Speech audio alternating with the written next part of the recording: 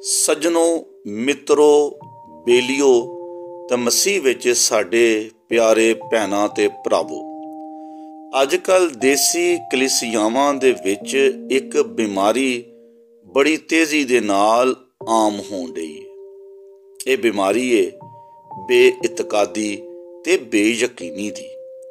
इस बीमारी दे मरीज लोग जिस्मानी ते रूहानी बरकतां दी खोज विच घर घर फिरदे ते थां थां मत्थे टेकदे ने।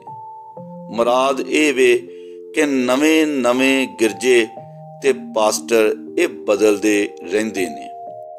सच्ची गल ये वे कि अगर बंदा एक ही थां ते पूरे दिल, पक्के ईमान ते चंगी नीयत दे नाल जे मत्था टेक ले ते ओनू रब वल्लों ये सारियां बरकतां मिल जांदियां ने ते ओनू गिरजे ते पास्टर बदलन दी कोई लोड़ नहीं पैंदी।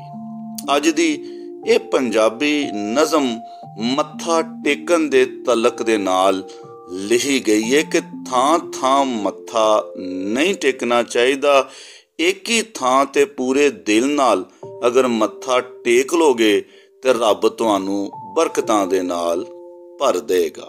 आओ इस पंजाबी नज़म नू सुनिए। एक थां तेरा यकीन ना बनिया, एक थां तेरा यकीन ना बनिया, ना ओथे ना इत्थे।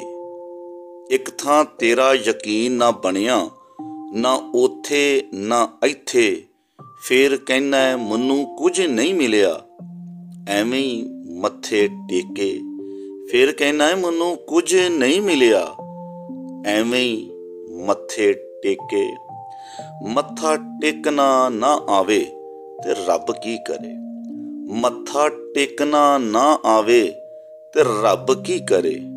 तेनू मंगना ना आवे ते रब की करे। ओ तेनू मंगना ना आवे ते रब की करे। मत्था टेकदा ऐ ते रब ते एहसान करदा ऐ। मत्था टेकदा ऐ ते रब ते एहसान करदा ऐ। सारी दुनिया दे दानी नू की दान करदा ऐ। सारी दुनिया दे दानी नू की दान करदा ऐ। मत्था एक थां ते टेकना बथेरा हुंदा ऐ। मत्था एक थां ते टेकना बथेरा हुंदा ऐ।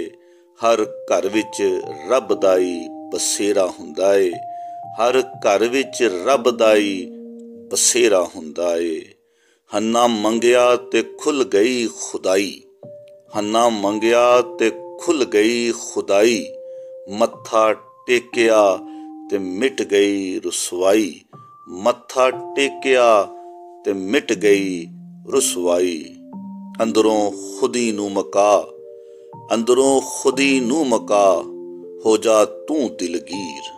अंदरों खुदी नू मका, हो जा तू दिलगीर। एवें हर किसे नू ना जान बद ते हकीर। एवें हर किसे नू ना जान बद ते हकीर। मत्था टेकना ना आवे ते रब की करे। तेनू मंगना ना आवे ते रब की करे।